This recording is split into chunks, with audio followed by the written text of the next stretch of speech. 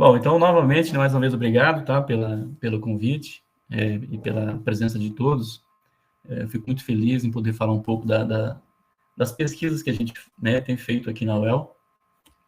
E o tema, então, que eu vou apresentar para vocês aqui, né, desse webinário, é métodos de microextração em fase sólida e líquido-líquido, né, baseado em química sustentável, né, com abordagens analíticas verdes. Quando a gente fala de métodos de pré-concentração, de microextração, a gente sempre recorre... Deixa eu passar de novo aqui o slide, que ele deu uma travada de novo.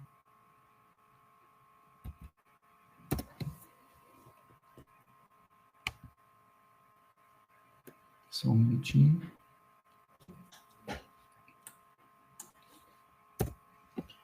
Não está passando para vocês, né?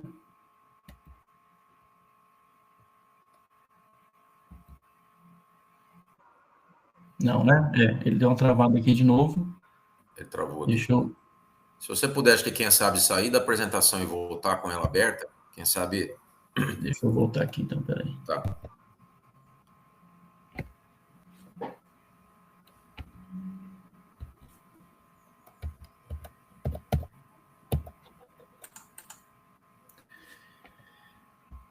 Deixa eu ver se vai agora. Agora acho que sim, né? Agora está movimentando aqui, César. Perfeito. Maravilha. Ok, então vamos lá. Bom, então, quando a gente fala de método de microextração, a gente tem que pensar no preparo da amostra, né, que a microextração também a gente pode considerar como um processo de preparo de amostra. E aqui na UEL, a gente, em termos de instrumentação analítica, especialmente no nosso laboratório de química analítica, nós temos uma absorção atômica, né, no modo chama, e temos também um HPLC com detector de AD. Então, claro que essas técnicas são muito utilizadas, mas um dos grandes problemas ainda que existe é a detectabilidade dessas técnicas, né? Se a gente pensar em termos de preparo de amostra e a determinação de elementos traço, visando a quantificação de metais por absorção atômica em chama, geralmente, né, o preparo de amostras, ele contempla a digestão ácida, né,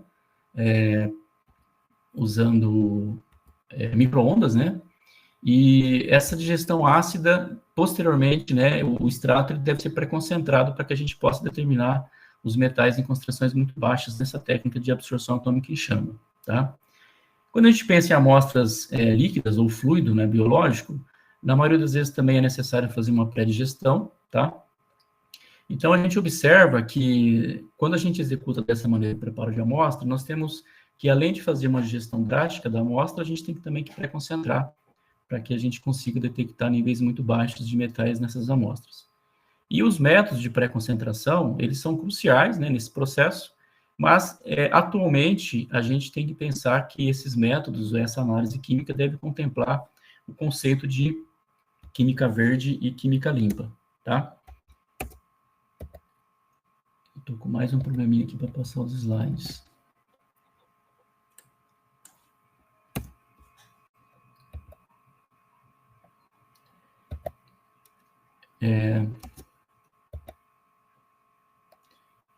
Quando ele fica um tempo sem passar o slide, ele trava.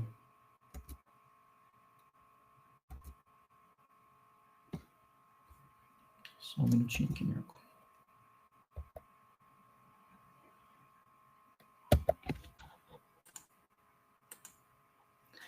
Bom, então falando agora de preparo de amostras, né, envolvendo a cromatografia, os métodos geralmente utilizados em preparo de amostra para cromatografia, né, quando a gente pensa em HPLC, detector de AD, são os métodos baseados em Catcher e a extração em fase sólida. São métodos muito utilizados, né, porém eles fazem uso ainda de solventes orgânicos tóxicos. Então, a ideia é que faça, né, que a gente consiga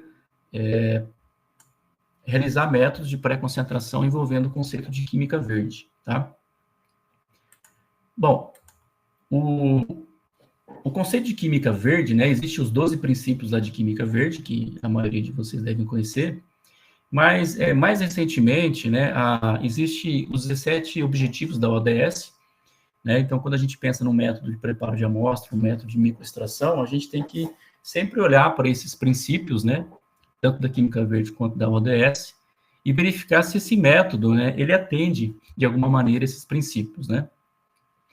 Nós temos uma certa responsabilidade, né, com os métodos que a gente desenvolve, então, desde atividades, né, atividades como professor ou atividade de pesquisa, nós temos que pensar de uma maneira, né, atender esses requisitos. Inclusive, projetos, né, de financiamento também, é muito comum hoje em dia, né, existir uma cobrança, né, por parte das agências que a gente contemple nesses projetos qual a responsabilidade que a gente tem, né, com o método, né, do ponto de vista de química verde. Então, é importante que os métodos que a gente desenvolva, né, eles contemplem de alguma maneira esses objetivos e esses princípios da química verde.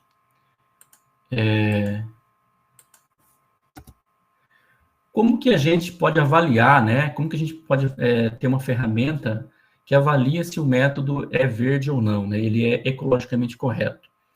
Existem algumas ferramentas que permitem fazer isso, e uma delas é esse GAP, né? Ele foi recentemente publicado nessa revista, 2018, então é algo bastante recente, e esse GAP, o que ele faz? Ele tem um programa em que você vai alimentando, né, as informações do método, né, e de modo que vai gerar uma figura, como vocês estão vendo aqui, e quanto mais localizações verdes nessa figura a gente tiver, mais ecologicamente correto é o método, tá? Então, que tipo de informação que a gente coloca, né, nesse software, né? É um software gratuito, né? Todo mundo pode baixar isso daí, está no artigo científico.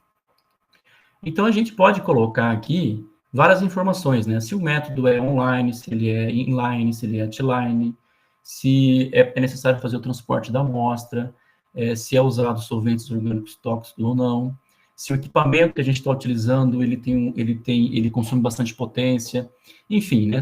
É uma série de informações que nós vamos alimentando até gerar essa figura que vocês estão observando aqui embaixo, né? Aqui do lado. Então, quanto mais verde a gente tem essa figura, a gente pode classificar como um método ecologicamente correto. Existe uma outra ferramenta, que é esse método AGREE aqui. Aqui ele já foi publicado em 2020, um pouco mais recente, que tem mais ou menos a mesma ideia, né? Só que ele é baseado nos 12 princípios da química verde, e a gente vai alimentando também, né? É um software gratuito, aqui está o endereço, vocês podem baixar isso aqui, e vocês vão alimentando, né, esses 12 princípios para avaliar, né, se método é verde ou não. Então, inicialmente, se inicia com uma classificação de 1, né, então a escala varia de 0 a 1, e quanto mais próximo de 1, obviamente, mais verde é o método, tá? Então, assim, quando a gente pensa em preparo de amostra, de método de microextração, valores próximos de 0,7, 0,8 já indica que o método é bastante interessante do ponto de vista de química verde, tá? O que seria um método em que a gente atingiria o máximo, né, de pontuação? É aquele método em que você não faz preparo de amostra, basicamente, você tem um equipamento portátil, você faz análise in situ, né, você faz uma análise multiresíduo ou multielementar, tá?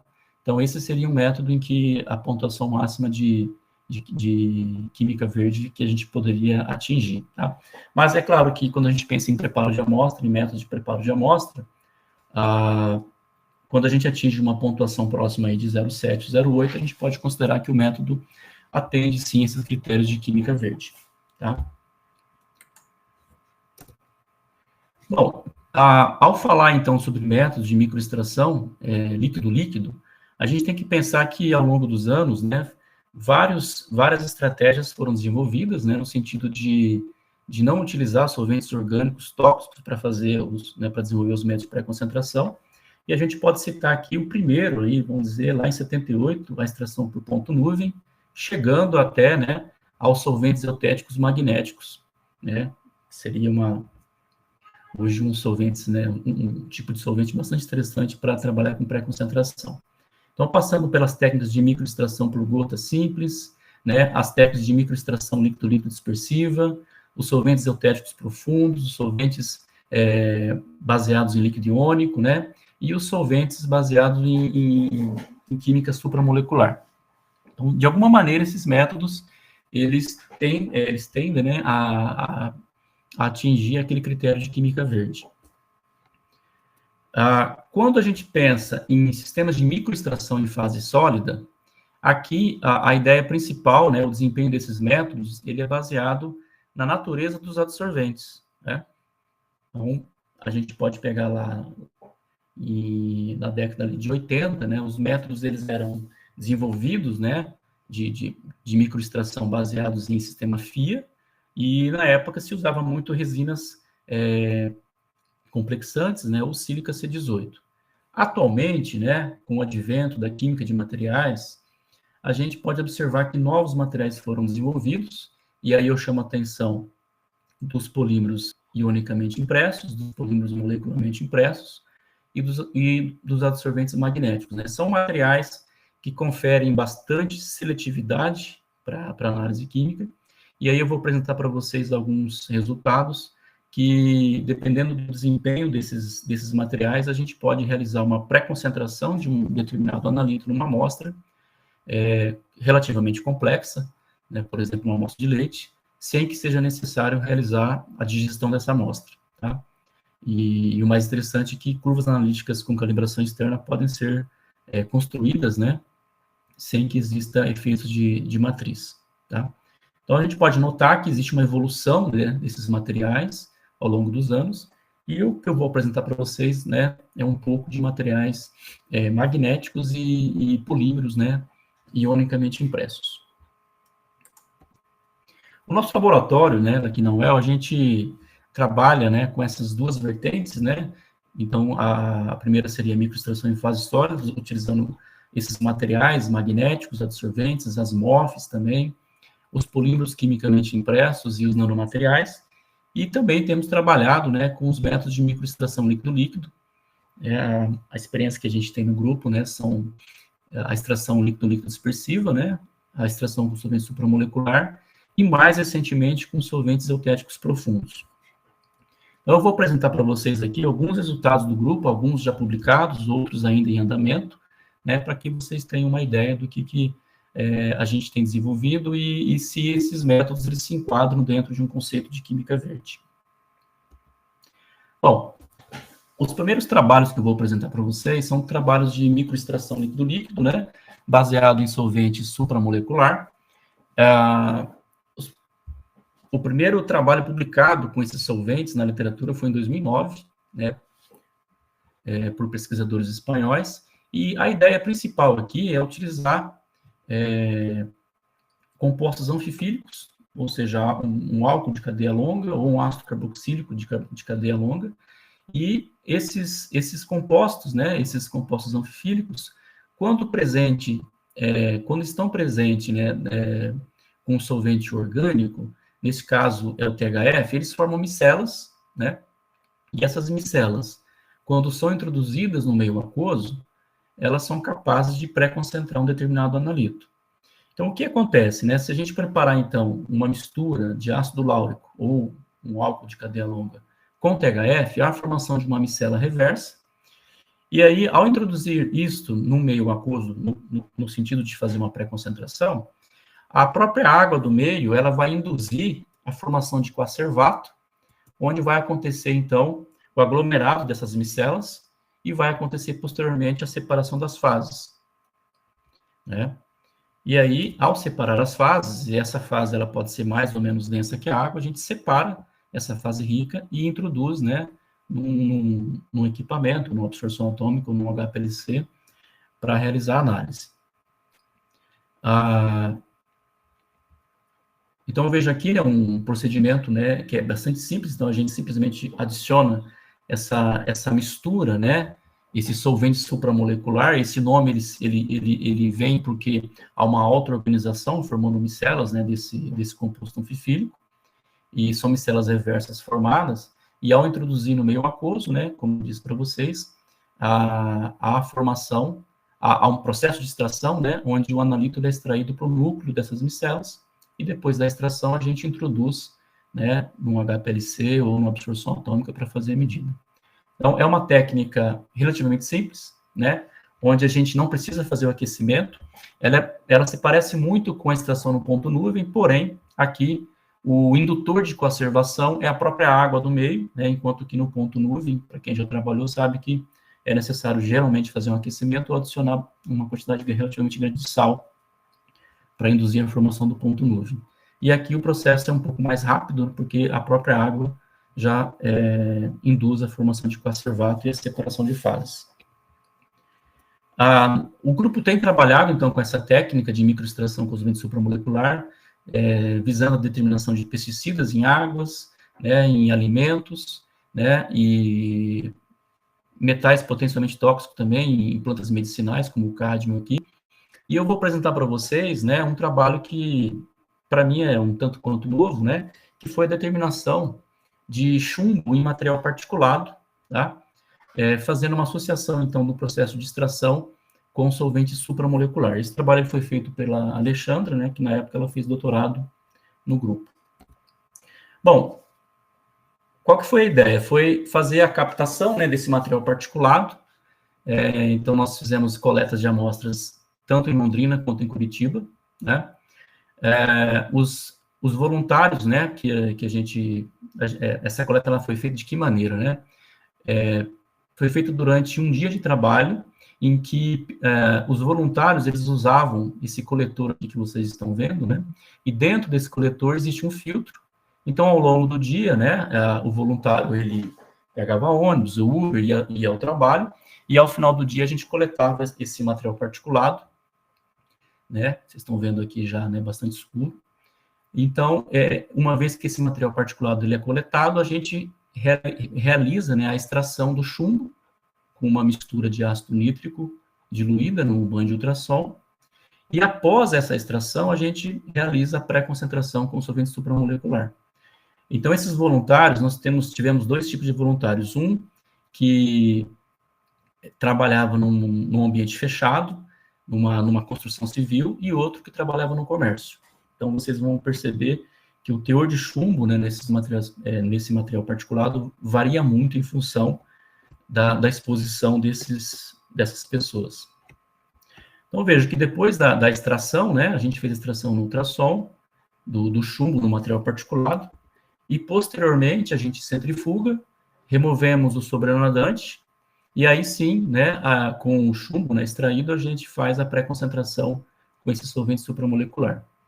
Basicamente, a gente coloca um ligante para formar o complexo com chumbo, e depois adicionamos no meio uma mistura, né, de THF e o ácido de cadeia longa aqui, né, que é o ácido láurico. Então, a formação da micela reversa, o complexo de chumbo, então, ele é extraído para o interior da micela. Essa extração ela é feita com auxílio de vórtex também, aqui por 2,5 minutos aqui, e depois a gente faz uma quebra dessa pequena emulsão com um banho, depois a gente congela esse frasco, e como a gente está falando de um ácido graxo de cadeia longa, né, ao colocar no freezer, ele solidifica. E aí a gente remove essa fase rica, né, dissolve em etanol, e introduzimos num sistema FIA acoplado a uma absorção atômica com termospray. Então, a gente obteve os resultados, né, de chumbo nessas amostras. Inicialmente, a gente avaliou se os filtros, eles continham chumbo, né, então a gente fez um controle de branco ali, e também a gente fez a avaliação de teste de adição e recuperação usando o Carbon Black como material de referência.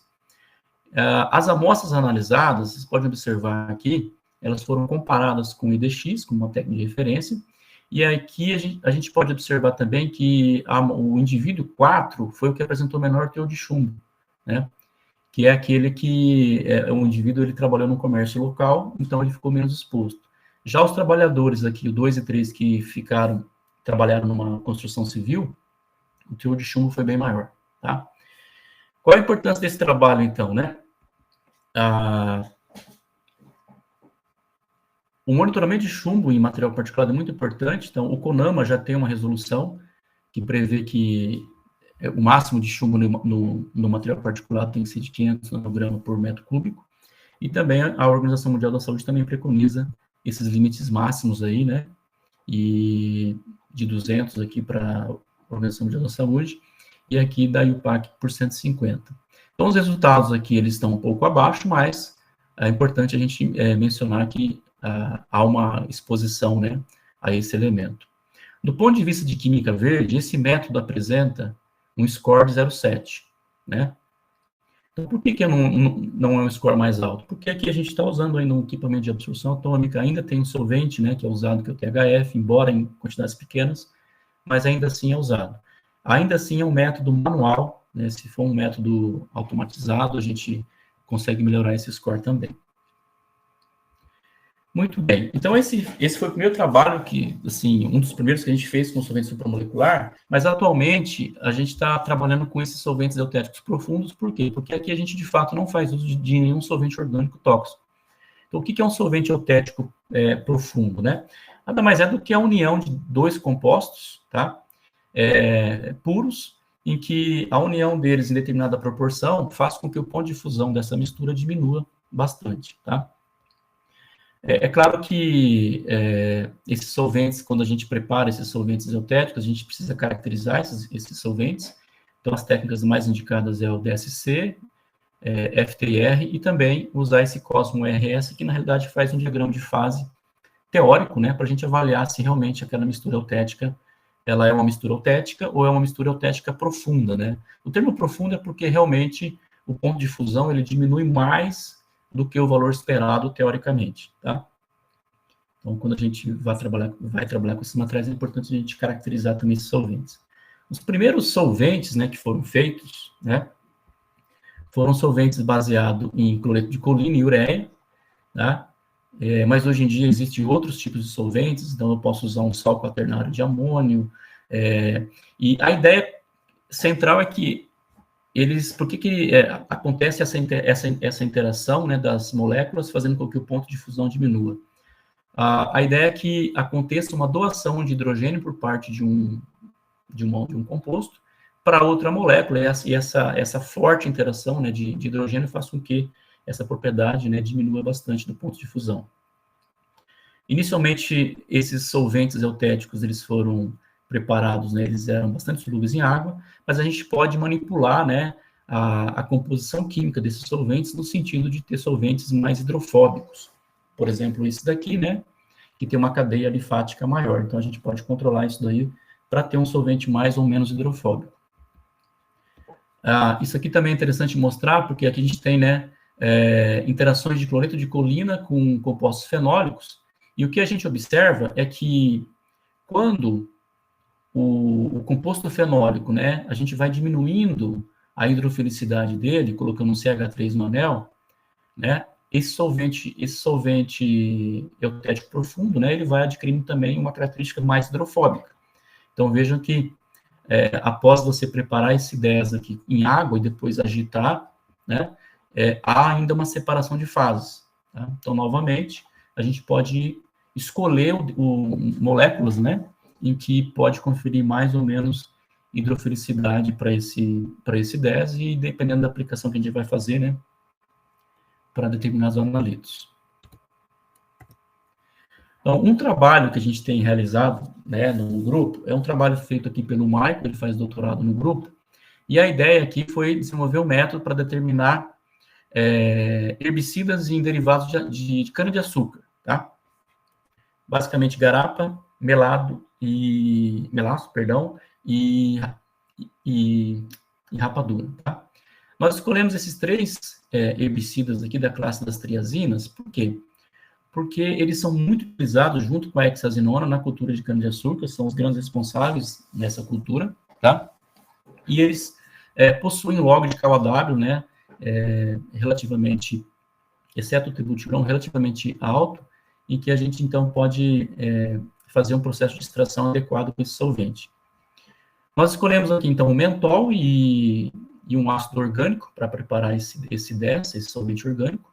Então, aqui a gente está falando de um 10 de natureza, nós chamamos de 10 naturais, né, porque são compostos encontrados, por exemplo, no hortelã, né, o mentol, Então, a toxicidade desses compostos comparado com os 10 iniciais que foram feitos lá em 2009, né, aqui é muito menor também, tá? Então, a gente preparou essa mistura, né, desse 10 aqui, desses dois compostos, e a partir daí nós passamos a avaliar o efeito, né, desses compostos, desse 10 na extração desses compostos. O método é baseado, então, na pré-concentração de 40 mililitros de uma solução contendo os herbicidas. Nós colocamos 10 microlitros desse 10. Então, veja que na temperatura ambiente, o mentol, né, ele é sólido, mas quando a gente mistura depois com ácido acético, que foi o que nós usamos aqui, essa mistura, ela, na temperatura ambiente, ela vai ser líquida, né? Então, a gente coloca essa mistura aqui na solução, agitamos por um determinado tempo, centrifugamos, e aí retiramos o sobrenadante, diluímos numa fase aqui, diluímos em metanol e injetamos no sistema cromatográfico. Bom, uma coisa que é interessante que a gente observa é que o 10, ele de fato, né, quando a gente prepara o ponto de fusão diminui bastante, mas quando a gente coloca esse 10 no meio aquoso, né, o ácido acético, que é um dos componentes desse 10, ele acaba interagindo mais com a água do meio, e, na realidade, o grande extrator desse processo é o mentol. Então, a gente pode confirmar isso por RMN. Aqui a gente tem o espectro do ácido acético, o espectro só do mentol. Aqui o espectro do 10, né, formado. Então, a gente tem aqui os sinais dos dois compostos. E depois que a gente faz a extração, ao coletar o sobrenadante, a gente verifica que quando a gente coleta apenas a fase rica, a gente verifica que o espectro é apenas do mentol. Então, de fato, o extrator aí, né, quem está atuando como extrator é o mentol nesse processo de pré-concentração. Esse método, né, então, ele foi otimizado, nós testamos algumas composições, né, de 10, então, mentol, ácido acético, mentol, ácido fórmico, mentol, ácido dodecanoico, e a gente observa que existe uma pequena melhoria quando a gente trabalha com mentol e ácido acético na proporção 2:1 aqui. Aqui tem as condições otimizadas do método, né? Então a gente usou sal, né, para também auxiliar no processo de extração, para o efeito salt-out. E o que eu queria chamar a atenção para vocês é que o método, ele fornece fatores de pré-concentração muito altos. Vocês podem observar aqui que o cromatograma aqui em preto, né, é um padrão desses herbicidas, uma concentração de 100 microgramas por litro, e depois em vermelho, quando a gente pré-concentra, a gente pode observar que tem um ganho muito significativo no sinal, né. O score desse método, ele é de 0,73, né, também um resultado interessante, e novamente a gente não chega em resultados maiores, porque nós estamos usando aqui um HPLC, então é um equipamento que faz uso ainda de fase móvel, usando solventes orgânicos. Nós aplicamos esse método, então, em garapa, melaço e rapadura. Na garapa, nós não detectamos nenhum dos herbicidas, tá? Mas na rapadura e no melaço, nós detectamos, tá? A ametrina. Então, aqui a gente tem aqui uma concentração da ametrina, tá? E é interessante dizer que a ametrina, ela é um dos herbicidas muito utilizados na cana-de-açúcar, e recentemente no Paraná, o Paraná publicou um relatório em que a ametrina ela foi detectada em águas, né, águas bruta e água potável, água tratada, com resultados bastante elevados. Então, realmente, ele é um dos pesticidas assim, que é muito utilizado nessa cultura, e depois, até em águas, esse herbicida foi detectado. Importante também mencionar que o preparo da amostra, qual que foi? Simplesmente nós diluímos o suco, a garapa, né? Diluímos apenas 10 vezes e fizemos a pré-concentração direta usando o solvente eutético profundo. Aqui eu tenho os cromatogramas das amostras, né? A gente pode observar, então, o pico do tebutyron, diuron e ametrina. Aqui vocês podem observar, então, o sinal da ametrina, né, na amostra, tanto na rapadura quanto no melaço, tá? Aí, um outro trabalho que a gente está executando agora, já com o viés também de poluição atmosférica, esse trabalho aqui é feito pelo mestrando Rafael. A ideia aqui também é determinar esses compostos da classe da triazina, só que aqui a ideia é determinar em material particulado. O de maneira similar àquele trabalho do chumbo, né? Como eu disse para vocês, o Paraná ele tem um plano de vigilância e atenção à saúde, em que, de tempos em tempos, é feito o monitoramento de águas aqui no Paraná. Como eu disse, água tratada e água potável, e o pesticida que foi mais detectado nessas águas é a metrina. Então, a gente avaliou, né, se existe também poluição atmosférica, né, desses herbicidas no ar, né. Então, para isso, a gente tem que fazer uma extração do material particulado. Esse trabalho é feito em parceria com a professora Maria Cristina Souza, que é do departamento, que é especialista, né, nessa área de poluição atmosférica. Então, é feita uma extração com esse equipamento, tá, por 24 horas. Então, a gente extrai depois essa microfibra contendo o material particulado, a gente recorta um determinado pedaço aqui, né, dessa fibra, e faz a extração dos pesticidas apenas com água. Os métodos mais comuns, né, da literatura faz a extração de pesticidas em material particulado usando somente orgânico, geralmente acetonitrilo. Então, aqui a gente já está usando apenas água e fazendo a extração com ultrassom. Nós avaliamos tempos de extração e 10 minutos é o suficiente para remover de maneira quantitativa aí esses pesticidas do material particulado. Então, após a extração, a gente filtra, e esse extrato obtido contendo pesticida é submetido ao processo de extração com solvente eutético profundo. Basicamente, a gente coloca, então, 200 microlitros do 10, faz a agitação no vórtice, centrifuga, e aí a gente retira a fase rica, né, dilui em metanol, 1 para 1 aqui, e injeta no sistema de HPLC. Importante comentar que nós estamos usando aqui, né, um HPLC com detector DAD. Então, é uma técnica que a detectabilidade não é adequada para esse tipo de análise. Então, é importante, né, realizar o preparo de amostra, é importante realizar a pré-concentração.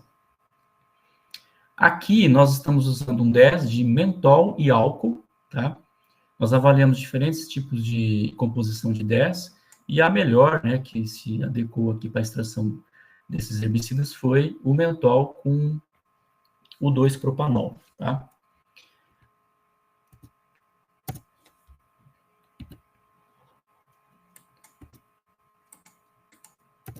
Também avaliamos a razão de fases, perdão, a proporção, né, do mentol e do propanol. Então, a gente observa que quanto maior essa proporção, né, maior a extração desses herbicidas. Tá? Então, nós fixamos essa proporção de 1 para 4. E, novamente, vocês podem observar aqui um cromatograma desses herbicidas, né, em preto aqui sem a pré-concentração, e depois da pré-concentração com esse solvente eutético profundo, né? A gente está falando de limite de detecção na ordem de 0,15, 0,13, perdão, a 0,5 microgramas por litro, que é mais do que o suficiente para fazer monitoramento de pesticidas em material particulado. O método aqui ele já tem um apelo mais verde que o anterior, né? Porque aqui o tempo de retenção é menor, nós estamos determinando 4 litros, né? É uma análise multiresíduo, e aqui o 10 ele é um pouco ecologicamente mais verde que o anterior. Então, determinar pesticidas em material particulado tem muito interesse, porque o Brasil ainda não tem uma resolução, né, para fazer esse controle de pesticidas no ar atmosférico, tá? Aliás, não só no Brasil, no mundo, né? Se a gente pegar aqui, esse é um trabalho que foi publicado agora, recentemente, 2024, em que a França, né, ela é o país ali da Europa que mais tem trabalhado nessa linha de pesquisa, né? E o Brasil possui poucos trabalhos, né, nessa área. É importante a gente trabalhar com essa linha de pesquisa, porque há uma demanda muito grande, uma importância, né, do ponto de vista ambiental. Esse trabalho que a gente desenvolveu, ele está em andamento, né, então a gente ainda não aplicou nas amostras, né, então a gente ainda não tem os resultados para avaliar a presença ou não, tá? Bom, esses trabalhos que eu mostrei para vocês, então, foram trabalhos aplicados em amostras aquosas, né, usando solventes eutéticos profundos e usando os solventes supramoleculares. Quando a gente pensa em amostras lipídicas, né, vamos pensar numa amostra de óleo comestível, a gente tem que fazer a extração, né, a extração líquido-líquido usando uma extração em fase sólida reversa, né? Então, neste caso, a gente usaria um solvente extrator, seria água, por exemplo, né? E um dado interessante também que o Paraná reporta, né, de maneira bastante similar à Anvisa, existe um programa de análise de resíduos de alimentos aqui no Paraná, em que de tempos em tempos o governo analisa verduras e legumes nas ceases daqui do estado, para avaliar o nível de contaminação de pesticidas nessas amostras. E o que nos chamou a atenção é que o carbendazim foi o segundo mais detectado nas amostras, tá? E aí nós, então, pensamos em desenvolver um método analítico, né, também baseado em química verde, para avaliar a presença de carbendazim em óleo comestível, óleo de soja e óleo de canola. Esse trabalho foi feito pelo Pedro, na época ele era aluno de iniciação científica, né, TCC, e como que é feito atualmente, então, a análise de substâncias, né, de pesticidas em óleo, usando extração, né, microextração. Basicamente é feita uma diluição da amostra, então é adicionado um solvente orgânico apolar, então aqui já perde um pouco o caráter de química verde, e depois é feita uma extração dispersiva em fase reversa, usando dispersor THF, né, acetona e outros solventes. A ideia nossa foi trabalhar com surfactantes para fazer esse processo de extração, e a própria água do meio usando surfactantes como dispersor e usando água como extrator. Então, imagine uma amostra de óleo de soja, se a gente colocar uma mistura, né, uma solução de surfactante, vai formar uma micela reversa, como essa aqui. Então, o analito de interesse, que é o carbendazim, ele pode ser extraído para o interior da micela, né? E aí a gente, simplesmente, depois dessa extração, a gente centrifuga, né, a amostra e obtém a fase rica contendo o analito de interesse. A detecção desse método, ao invés de fazer por cromatografia, nós fizemos por sistema BIA, análise por injeção embatelada, usando um eletrodo de diamante dopado com boro. Então, o procedimento basicamente é esse aqui. Nós pegamos 5 ml de amostra de óleo, adicionamos, então, 900 microlitros de uma solução de lauril sulfato de sódio, agitamos no vórtice por 60 segundos, depois centrifugamos, né? E aí, essa fase rica, né, que vocês estão vendo aqui, a gente retira com uma micropipeta eletrônica e introduzimos no sistema BIA, né, que é essa selinha que vocês estão vendo aqui, cujo eletrodo, como eu disse para vocês, é o eletrodo de diamante dopado com boro. E o resultado é bem interessante, porque há uma precisão muito boa das medidas, tá? Nós avaliamos diferentes tipos de surfactantes para realizar a extração, surfactantes catiônicos, CPB, CTAB, aniônico, né, o SDS, e o não iônico Triton-X100. O melhor resultado foi obtido com o SDS, tanto em termos de branco, né, o branco muito baixo, e é uma extração bastante significativa. A extração aqui, ela chegou próxima de 100%, cerca de 97% de extração. Aqui eu apresento para vocês uma curva analítica, né, feita. Importante mencionar que a quantificação, né, do pesticida nessas amostras ela foi feita usando uma curva analítica com calibração externa, né? Então, nós submetemos a extração, né, ao processo de extração apenas a amostra de óleo. Nesse registro, né, onde a gente mede, né, o sinal do carbendazim na célula BIA, nós podemos observar que realmente o método ele pré-concentra, além de extrair o carbendazim da amostra, ele também pré-concentra.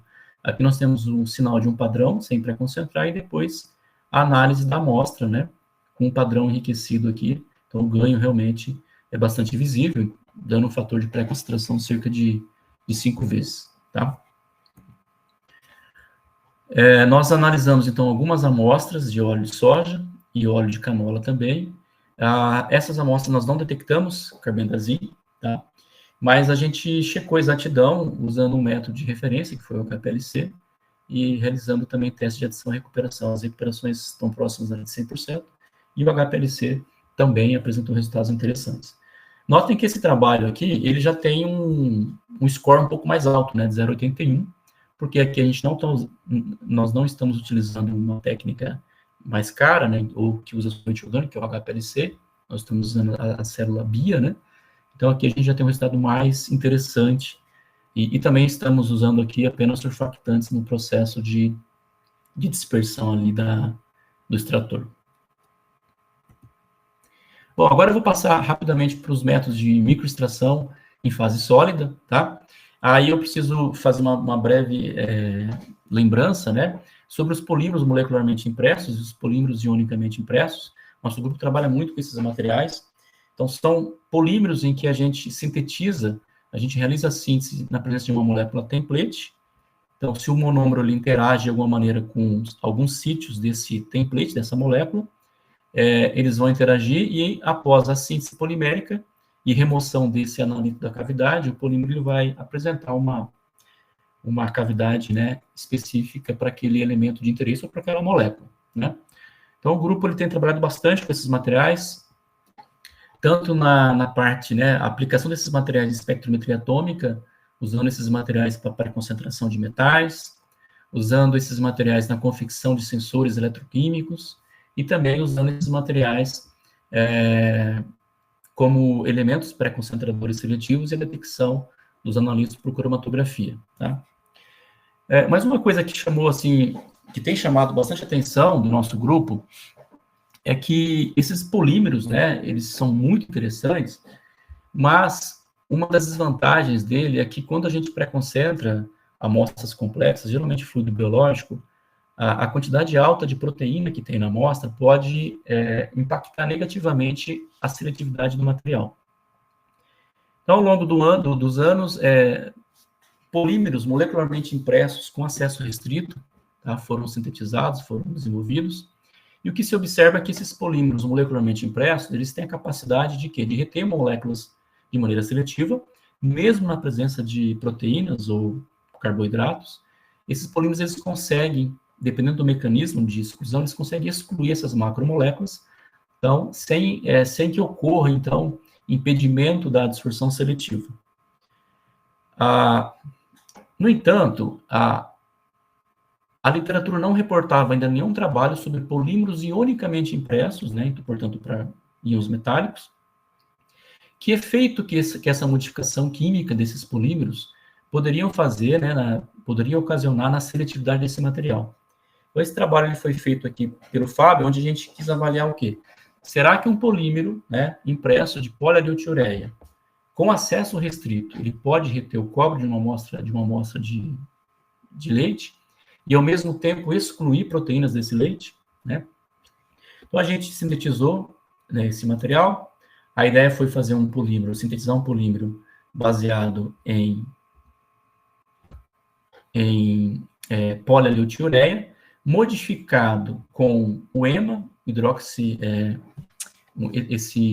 esse comonômero que tem essa hidroxila aqui na ponta, né? Então, ele é um comonômero bastante hidrofílico, hidroxetilmetacrilato, e, além disso, nós imobilizamos na superfície do polímero BSA, essa proteína sorbovina, para verificar se essas modificações são responsáveis pela exclusão da proteína do leite, né, ao pré-concentrar o cobre. O que nós observamos que esse polímero ele consegue reter o cobre, consegue excluir a proteína, mas a seletividade dele, ela se perde, tá? Então, o método funcionou, ok, mas ele funcionou porque a gente está usando a absorção atômica, né, que é uma técnica naturalmente seletiva. Mas se eu fosse acoplar esse material numa técnica espectrofotométrica, possivelmente a seletividade não seria adequada. Claro, isso faz sentido porque ao imobilizar uma proteína, né, na superfície do polímero, a impressão química realmente fica prejudicada. Então, nós pensamos em desenvolver, na tese da Letícia, um material que também tivesse propriedades de exclusão de proteína, mas que não perdesse a seletividade. A ideia central foi o quê? Foi preparar, desenvolver um método baseado na microextração em seringa. Então, basicamente, a gente coloca o adsorvente numa seringa, aí a gente pré-concentra a amostra, né, ao colocar essa amostra, essa seringa dentro de um banho de ultrassom, então há uma dispersão desse adsorvente, né, ali, e depois a gente descarta a amostra e faz a eluição com microvolumes de eluente, usando o próprio êmbolo da seringa, tá? Então, isso aqui é uma técnica chamada de extração em fase sólida dispersiva em seringa. O material em si que nós preparamos foi um polímero, né, nós chamamos aqui de nanocomposto, um polímero sintetizado na superfície de nanotubo de carbono, tá?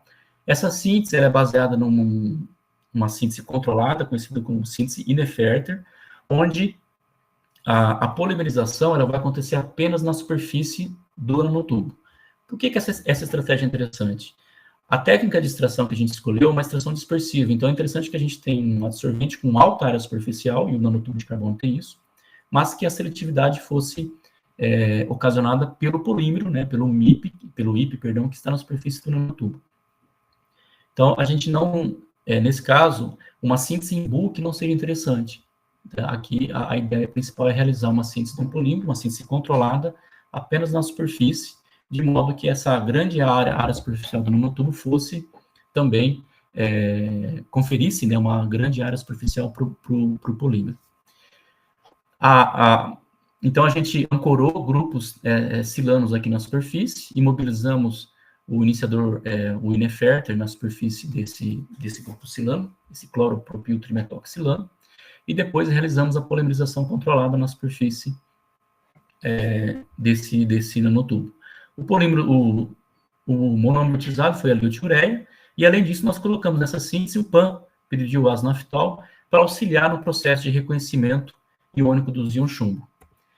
Bom, então, o processo de extração, né, basicamente é assim que acontece. Esse material preparado, nós usamos 40 miligramas dele, colocamos numa seringa, essas seringas mesmo que a gente encontra em farmácia, passamos 200 ml de amostra de água e eluímos com 500 microlitros de ácido clorídrico 0,5 mol por litro. Tá? Então, essa seringa é deixada dentro de um banho, né, de ultrassom, por 1 minuto, onde acontece a dispersão da amostra. Depois a gente descarta essa amostra, elui e injeta no sistema FIA, acoplado aqui ao termospray. Interessante notar que esse polímero, esse nanocompósito, ele é bastante hidrofílico, né? Então, a gente fez estudos de molebilidade, né? Então, a gente observa que se a gente colocar uma gota de água nesse material, rapidamente, essa gota, ela se interage com o polímero, com o nanocompósito. Para avaliar se esse material tem capacidade de excluir macromoléculas, né? No caso, nós escolhemos a BSA, que é uma proteína sorobovina, nós fizemos um estudo de exclusão em diferentes valores de pH. E a gente observa que no pH 6, esse material, né, ao passar uma solução de BSA, esse material ele consegue excluir mais de 90% da BSA. Isso acontece porque o PCZ desse material é 4, então nós estamos aí no pH 6, acima do PCZ, então a carga líquida no material é negativa, e a própria BSA no pH 6 também tem carga negativa. Então isso faz com que aconteça uma repulsão, né, e a proteína ela não fica absorvida no material. Além disso, o material é bastante hidrofílico. Isso faz com que a absorção de proteínas em materiais extremamente hidrofílicos seja bastante também minimizada. Um outro dado interessante desse trabalho é que a gente avaliou se esse material ele tem a capacidade de reter íons chumbo, tá? Mesmo na presença de BSA. E a gente observa aqui em pH 6, o resultado da pré-concentração de uma solução de chumbo, né, é o mesmo que o chumbo ligado com BSA.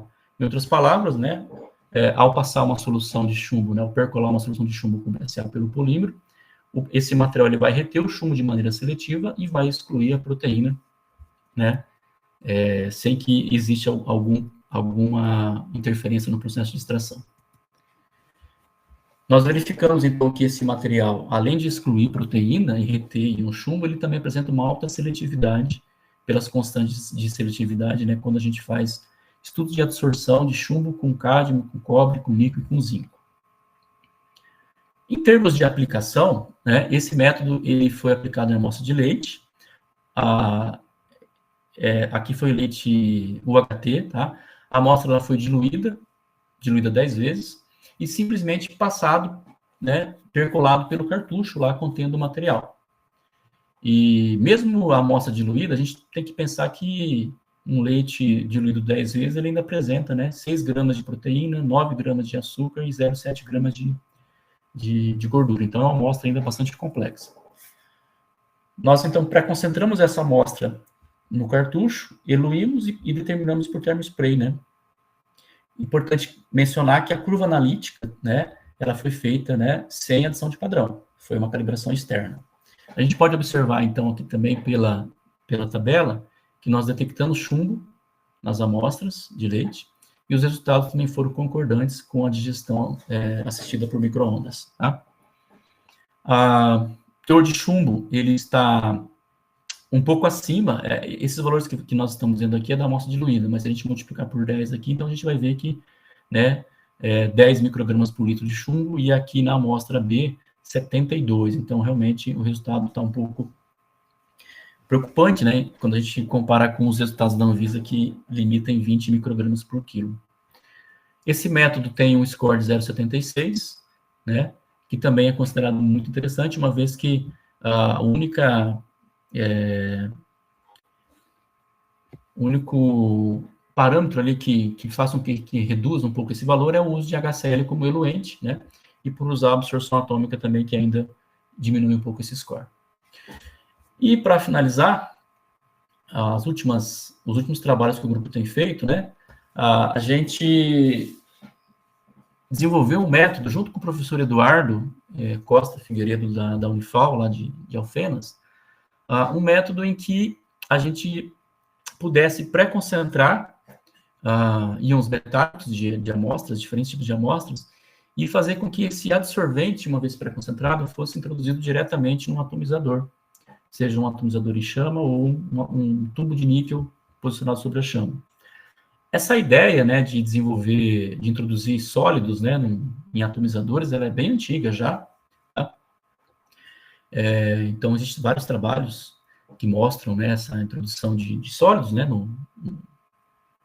em espectro de absorção atômica, porém, a introdução do adsorvente tem pouca coisa na literatura. Os únicos trabalhos que a gente encontrou foi um trabalho publicado pelo grupo do Ricardo Santelli, em que eles pré-concentraram cobalto em espuma de poliuretano e introduziram essa espuma diretamente num atomizador, né, num forno de grafite. A gente também encontrou trabalhos, né, publicados em que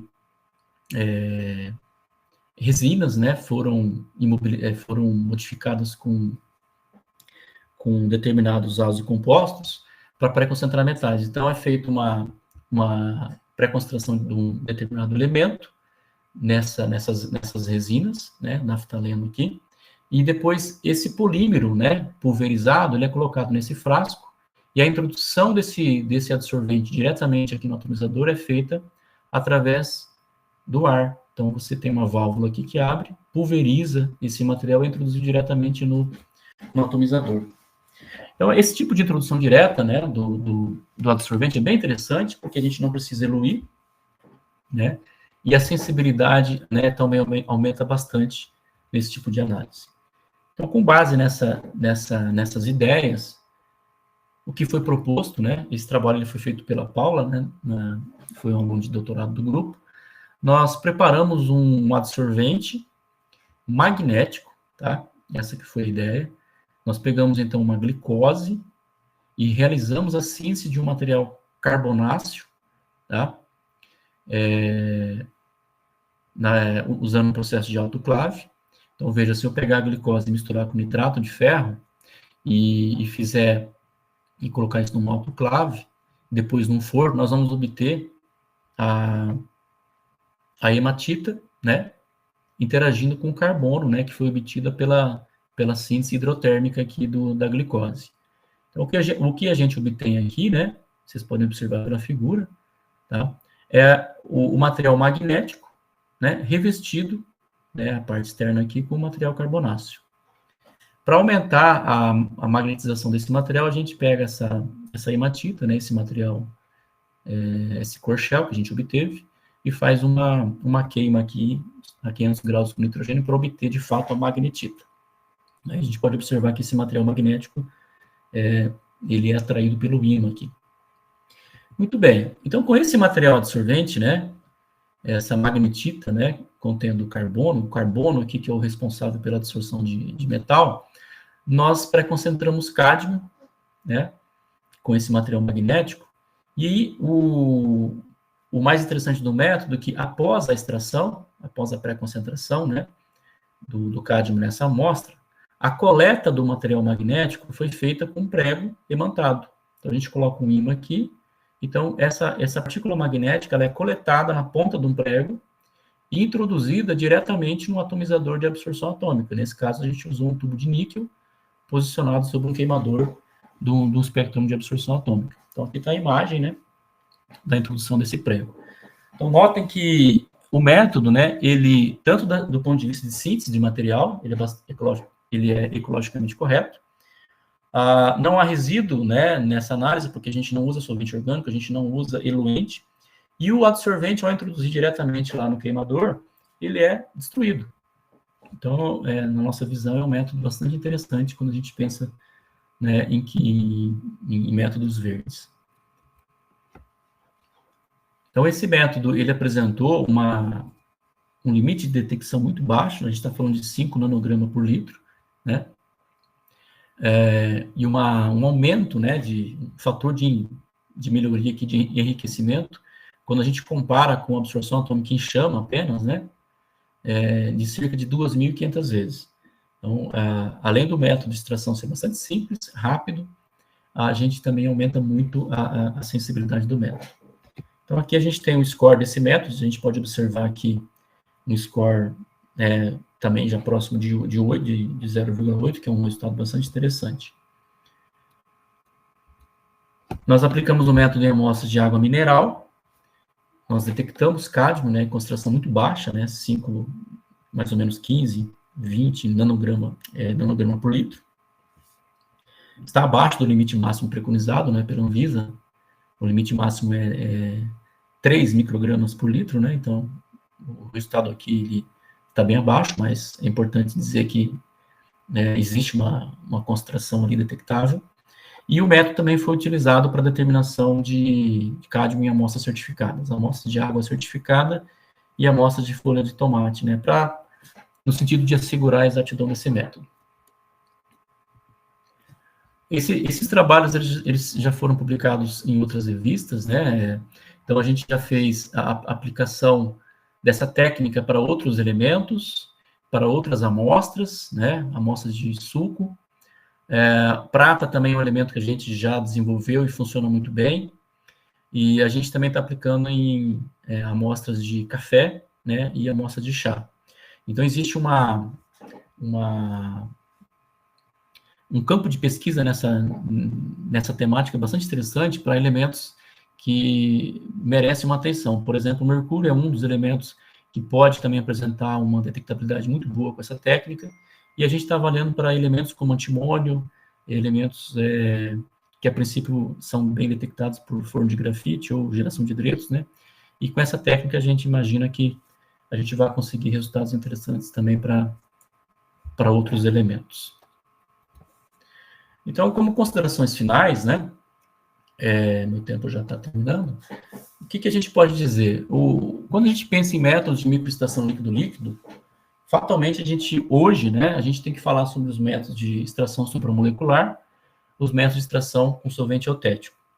De fato, são métodos que eles atendem esse critério, né, de química verde, de química limpa. Eles possuem baixo custo, né? Só que eu acho que uma perspectiva, né, para esses métodos seria a automação desses dispositivos. É mais ou menos como quando os primeiros trabalhos com ponto nuvem começaram, né, a ser publicados, e depois, posteriormente, a frequência analítica, o desempenho do método foi melhorado com o processo de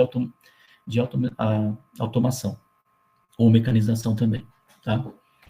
Já em relação aos métodos de extração em fase sólida, como vocês perceberam, né, é importante a gente conhecer a natureza desses adsorventes. Tá? Então, preparar o adsorvente, saber conhecer a química de materiais, é fundamental para que a gente consiga obter esses materiais com maior capacidade absortiva, maior seletividade. E eu diria que uma tendência, né, seria a gente explorar mais esses materiais quimicamente impressos com acesso restrito. A ideia, de fato, é que a gente consiga analisar, né, pré-concentrar substâncias, elementos, né, numa amostra, sem praticamente uma amostra diluída, sem qualquer preparo de amostra, sem que aconteça efeitos de matriz, né, então isso seria bastante interessante quando a gente pensa em química verde. Então fica aqui a dica também, né, que quem for trabalhar com esses métodos, utilizem as ferramentas que eu mostrei para vocês, o GAP e o AGRI, que vão, de fato, né, nos dar um indicativo, né, e até que ponto esses métodos que a gente está desenvolvendo têm esse caráter. Então, eu queria só agradecer, mais uma vez, né, o BRJAC, o professor Marco pelo convite, a Nova Analítica, né, o Luiz também pelo convite, as agências de fomento, né, o INCT de Bioanalítica, CNPq, a CAPES, a FINEP, a Fundação Araucária, e queria deixar aqui os meus agradecimentos, né, especialmente aos alunos do grupo, aos presentes e àqueles também que já passaram pelo grupo, né, que esses dados que eu apresentei são deles, né, foram eles que geraram esses resultados. Então, mais uma vez, obrigado pelo convite e fico à disposição, tá, se alguém tiver alguma pergunta.